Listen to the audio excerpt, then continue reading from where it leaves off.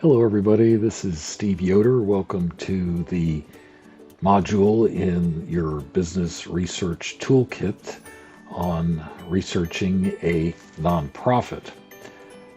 This is going to be a short introductory video that will cover these questions. Exactly what do we mean by a nonprofit? What does its type mean for how transparent it is? In other words, how do you go about researching it?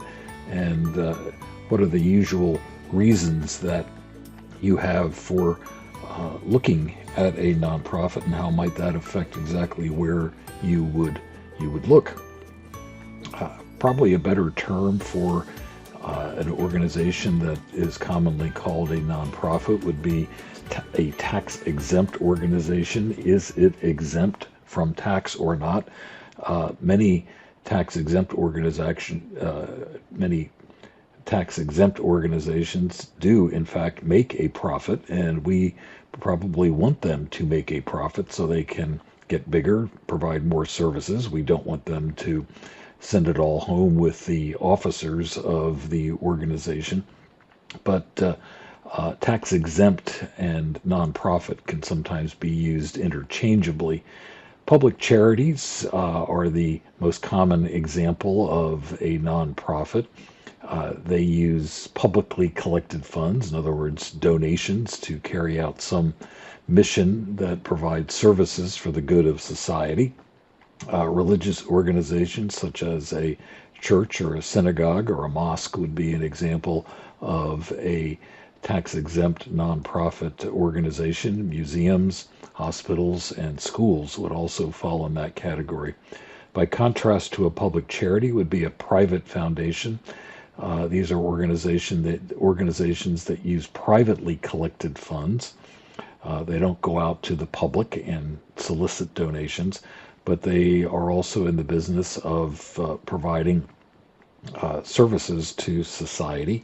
They have many more rules to follow than a public charity because they have been abused in the past with private individuals using them to provide private benefit as opposed to benefits to society.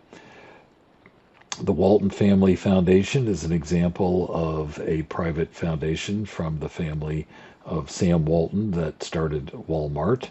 Bill and Melinda Gates, Bill Gates at least, they're now divorced, but Bill Gates started Microsoft. And here in Birmingham, we actually have a very large private foundation that we will be looking at, the Lucille Beeson Charitable Trust, and that is Mrs. Beeson.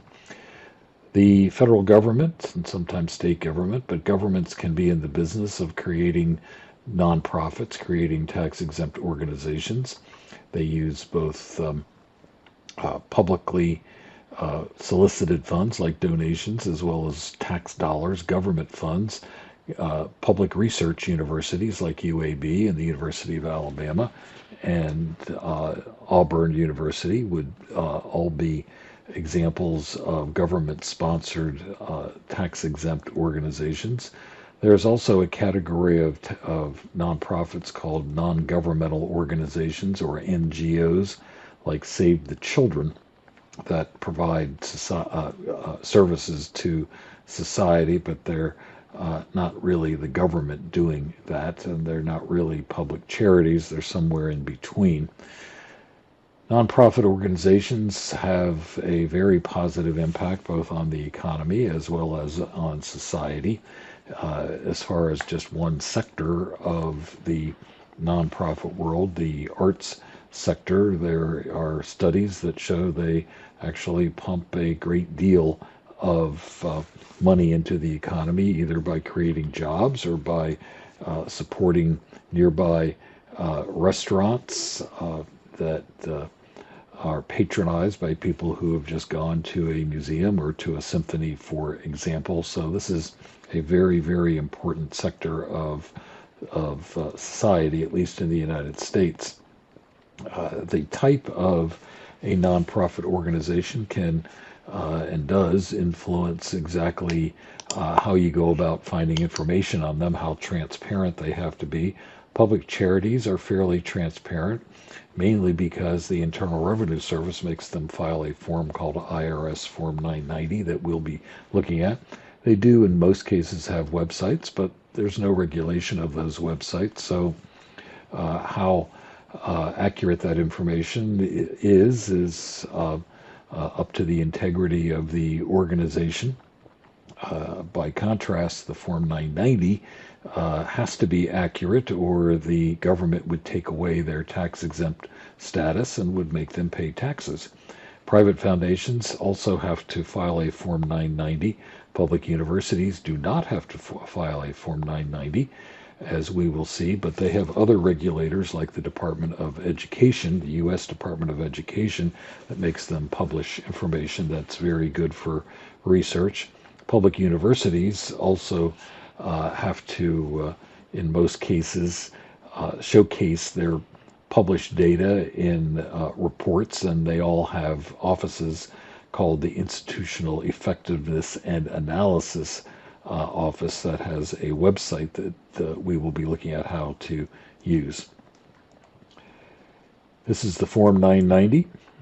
Why you are looking at a nonprofit organization, a tax-exempt organization, can affect exactly what tool you use and what part of a tool you use. Are you looking for services from the Red Cross after a tornado has struck? Are you sympathetic to the people who have been affected by a tornado and you want to donate money to the Red Cross?